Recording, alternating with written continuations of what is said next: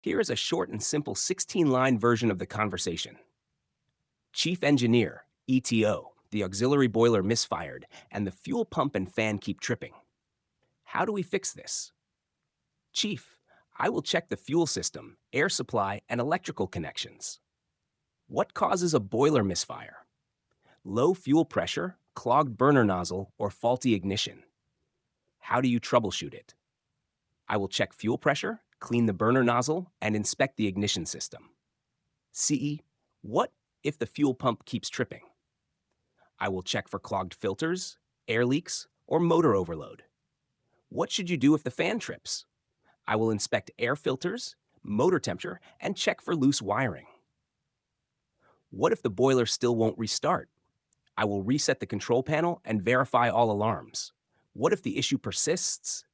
I will check electrical and mechanical connections again and switch to backup heating.